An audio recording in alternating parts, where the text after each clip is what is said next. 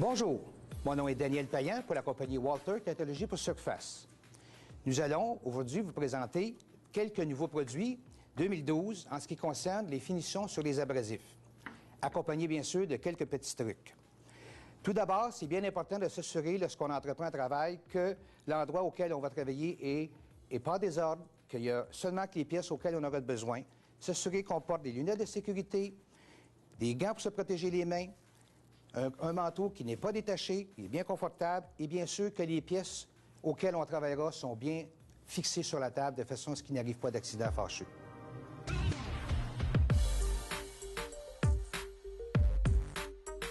Alors, les abrasifs que nous utiliserons aujourd'hui sont bien sûr le nouvel ensemble de finitions, de façon à ce que nous pourrons proposer ça aux utilisateurs dans le but de faire une belle finition en le moins de temps possible et probablement en 3 étapes.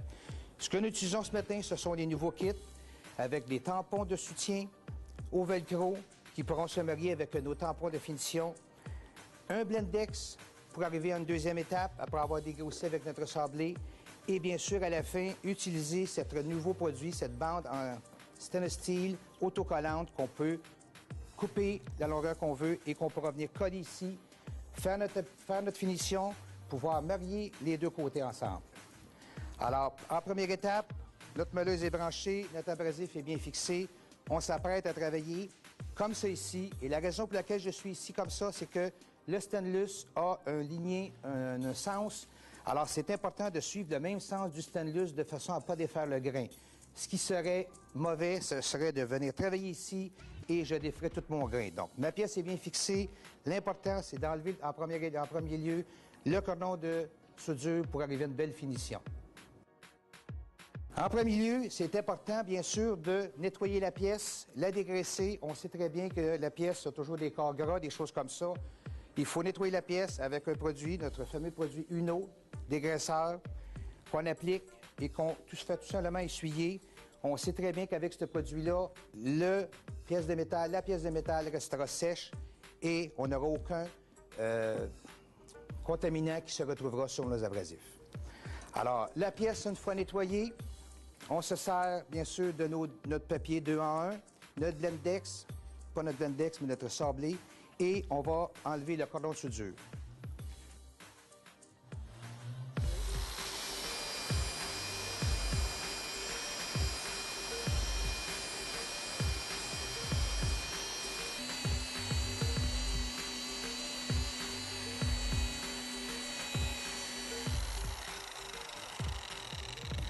Alors, avec l'aide du 2 dans 1 de 4 pouces et demi, qui est composé d'un Blendex et d'un papier sablé, nous sommes arrivés en respectant le grain, le ligné du stainless steel, nous sommes arrivés à enlever carrément, comme vous le voyez bien, le cordon de soudure. Donc, en deuxième étape, ça sera de ramener un filet ligné, de repartir un filet ligné avec notre outil électrique, ce qu'on appelle le LineMate, avec un tambour.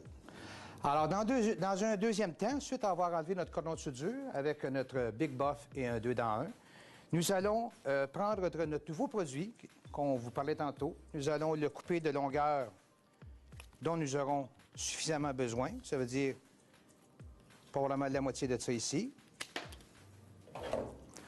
On sait que la pièce est propre.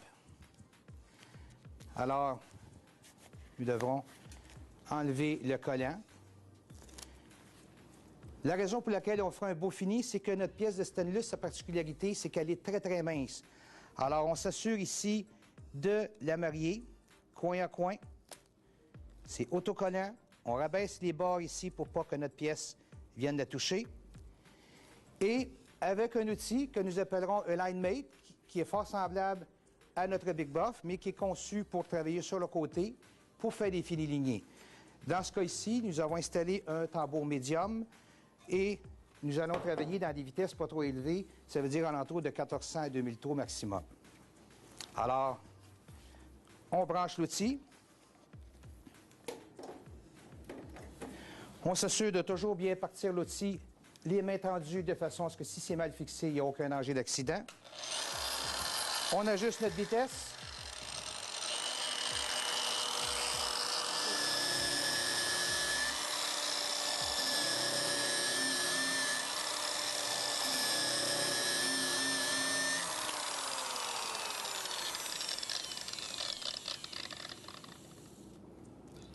Alors, cette étape, une fois terminée, comme on a dit au tout début, notre stainless steel a un sens, un grain. Alors, vous avez bien vu que la manière que je fonctionnais, j'allais seulement dans un sens.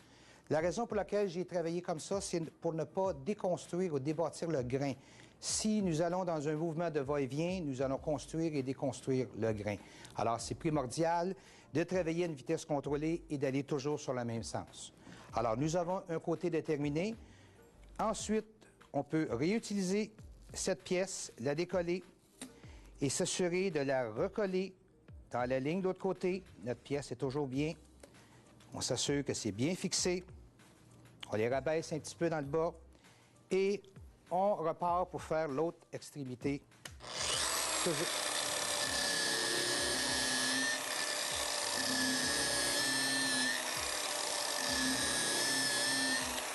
On débranche notre outil, on enlève notre protecteur et on découvre un fini vraiment en 45 degrés et tout ça en 2 étapes. Alors, on enlève le protecteur, on découvre un fini vraiment lignée numéro 4 de part et d'autre avec une belle connexion 45 degrés. Tout ça fait rapidement en 2 étapes avec notre Big Buff, le 2 dans 1, et on termine avec un line mate et un drum médium en 2 étapes et très rapidement.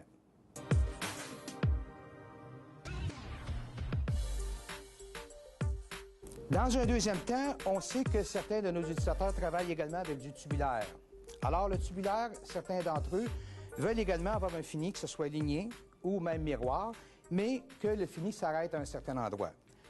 Encore là, nous utiliserons la meuleuse Big Buff à vitesse variable, le 2 dans 1 pour dégrossir notre soudure qui est dans le coin, et nous terminerons avec un tampon en utilisant une pâte bleue et des tampons de finition. Un avec la pâte bleue et l'autre pour éclaircir le tout. Alors, notre pièce tubulaire est bien fixée à notre table. Notre client veut que son fini miroir ou ligné s'arrête. Alors, encore là, on peut utiliser une petite bande d'acier stainless de Walter, qu'au préalable, on a coupé de la bonne longueur, qu'on pourra venir marier ici, soit en la collant. On s'assure qu'il y a un petit dépassement qui se produira. Et le meilleur moyen pour la faire tenir, c'est bien sûr, on utilise un serre-tuyau qui est également dans le même matériel que notre pièce.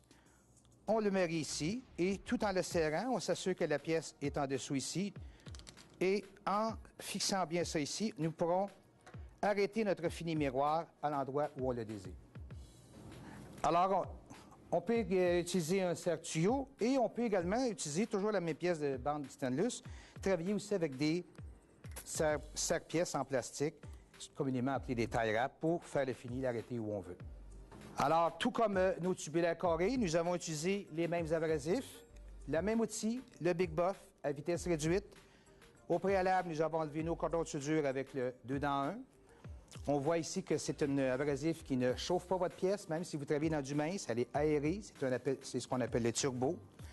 En deuxième étape, dans le but d'enlever encore là des imperfections avec des vitesses contrôlées, nous travaillerons avec un Blendex.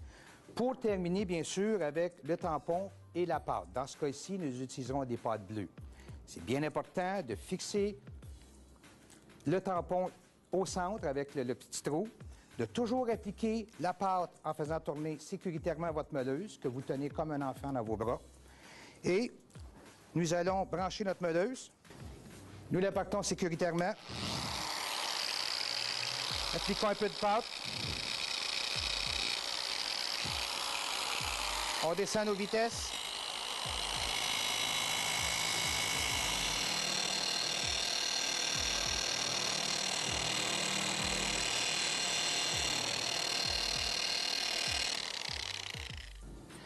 Alors, nous voyons qu'avec l'application de notre pâte sur notre tampon, notre pâte bleue, on travaille à vitesse réduite et on laisse, comme vous avez vu, on laisse le temps à l'outil de travailler, à la pâte de pénétrer.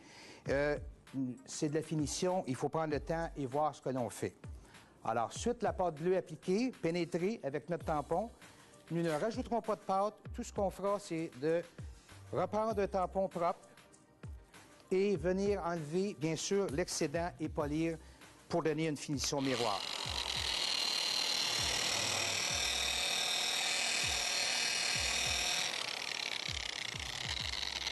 Alors, la finition désirée atteinte, alors facilement, sans avoir abîmé notre pièce, on enlève notre serre-tuyau, on enlève notre protecteur et on voit la différence entre du brut, du 2B et un fini miroir.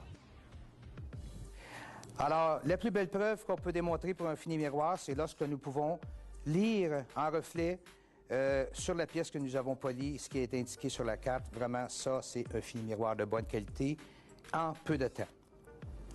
Alors voilà, voici quelques nouveaux produits 2012, avec bien sûr accompagnés de quelques petits trucs qui, j'espère, sauront vous aider à sauver du temps et de l'argent, bien sûr. Et pour toute information, n'hésitez pas à nous consulter sur notre site web www.walter.com et à bientôt.